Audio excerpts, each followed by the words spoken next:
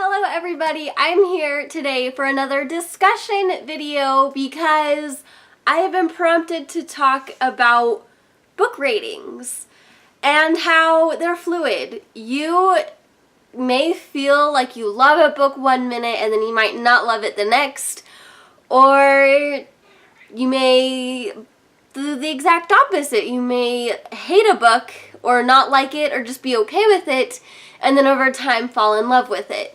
And so I'm here to tell you all that you are able and allowed, and it is perfectly okay to change your book ratings over time. Do you actually have to physically go to Goodreads or whatever app you're using to list all those books and their ratings? No. You do not have to do that, but you can acknowledge to yourself that your ratings have changed, and I do that all the time. And so I'm detailing how your mind can be changed via many different ways on how you feel about a book. First up, just over time, your thoughts and feelings will change as you think about the book, whether that's good or bad. That has been, in both cases, for me, for several different types of books. For one, I had a very good positive reflection of Black Iris by Leah Rader. This book was very somewhat confusing when I read it at first because it jumps around time a lot, and I did audio, which if I don't physically see the time and I can't go back and reference the time period I'm in, I can get confused. However, the more I thought about the book, the more it stuck with me, and then I got one of my really good friends to read it, and it stuck with her, and we've been talking about it, and this has been 2 years of me discussing and thinking and talking about this book. It has become one of my favorite books of all time. Now that can be said opposite for The Cursed Child by John Tiffany, Jack Thorne, and J.K. Rowling. The more I sat after reading the book, even though I had fairly a positive reflection leaving the book, the more I started disliking it. I still think about it fondly as great Harry Potter fan fiction. I still don't really reconcile it as canon because of all the things that I'm not okay with, particularly the villain at the end. I still have a lot of feelings about it. And so anytime I look at it, think about it, I feel very negatively towards it.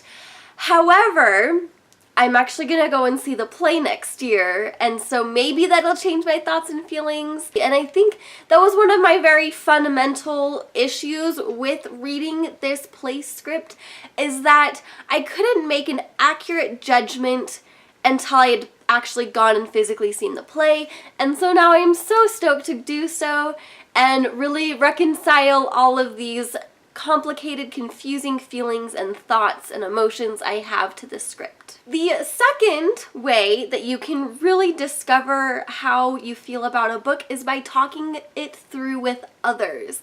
So you might discover a plot point or an issue or a situation that happened in the story that you didn't realize or didn't really think about when you were reading it. And so really talking the book over with others, especially when they've read it and you hear their thoughts and feelings, you can really take something away completely differently. Now, this is what really prompted this video's creation, and that was because I discovered that Zoe Read by Zoe completely hated Leah on the Offbeat by Becky Albertalli, which I loved, absolutely loved when I read it last year. And so I had to figure out why. I went and scrolled through her hour-and-a-half long yearly wrap-up video to find her review on it. I went to her Goodreads page and scoped out her review and many other reviews, and it dawned on me the issues in the story that I didn't quite see back when I read it. And so it was really great hearing this different perspective on Leah on the Offbeat because I loved it so much, I had, my rose-tinted sunglasses on the whole time reading this book, when it had some fundamental issues that I glazed over. This whole hearing other people's thoughts and processes also comes a lot from education, whether it's self-education or other people are educating you, or maybe you just grown up in maturity, like Twilight. Everybody loved Twilight back when they were a teen, like going through all those angsty, emotional puberty feelings, and they didn't realize how toxic Edward and Bella's relationship is, that atrocious love triangle that carried on way too long in the stories, and just the issues with the writing and everything. We didn't see that as a young person, but as we grew up and grew older and reread the books, we realized how problematic Twilight really is. I did that as I did a rereading of Twilight back when I was about 21 years old. I was ready to dive back in. I felt like a lot of people, as they grew up, they tore it apart way more than they needed to, because the backbone of the story was pretty solid. The execution just was not good. And obviously the problematic toxic relationship was also another red flag, which I have grown in my thoughts and feelings of relationships. I had a lot of toxic relationships as that little tween teen, but now being in a healthy relationship, seeing what a healthy relationship is, I can't have any part in toxicity and toxic relationships. That also goes into my other point in this whole education and talking to other people about stories, is that maybe you might decide to rate books lower based upon its toxic elements, because it's not for you and it's not your thing. The third way you can change your ideas and your ratings on books is when you reread them. Either you reread it because you loved it and then you found out some problematic things, like again with me with Twilight, but then it also can boost up your reviews when you read a book as a child and you want to reread it and you discovered all these other hidden elements and layers and you discovered new things and you're very happy with all the things you discovered. This happened with my reread of the Harry Potter and the Prisoner of Azkaban.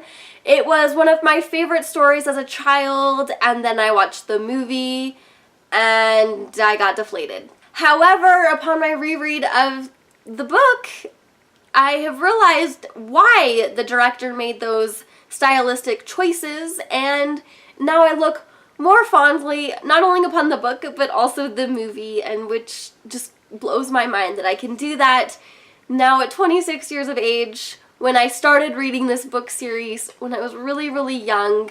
The last point I want to bring up that could affect how you rate your stories, especially as time goes along, is when you discover that the author that wrote this book is problematic and maybe even a criminal.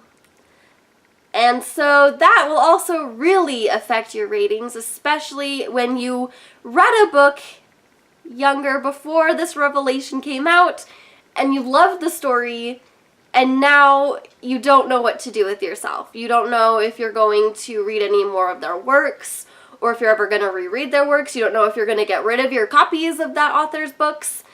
You don't know. And it's this really confusing, conflicting, like, hurt your brain situation.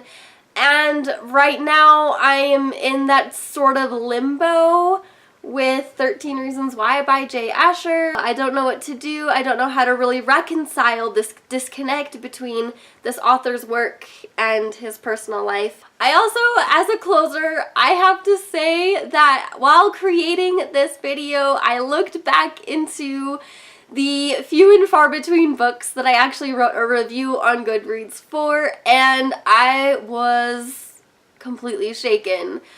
Somehow I shipped Alina with the Darkling in the first Shadow and Bone book, and I don't quite understand how, because I came out of that series completely hating the Darkling and never shipping them, but for some reason I did back when I read the first book.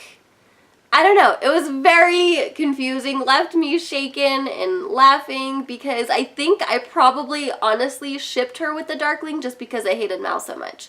I still hate Mal, but that's discussion for another time. Anyway, I hope you can join me in the discussion about how you change your ratings over time, whether you have, and how you go about changing your ratings. Do you physically write them down or you just do a little blip note in your noggin? Please let me know about your thoughts and feelings on this video if you have anything to add. And I hope you enjoyed this video. If you want to watch more of my content, please like this video and subscribe. I post every Tuesday and Friday, so I hope to see your faces again and talk with you in the comments down below. Thank you guys so much for watching again. I love you guys and I hope to see you next time. Bye!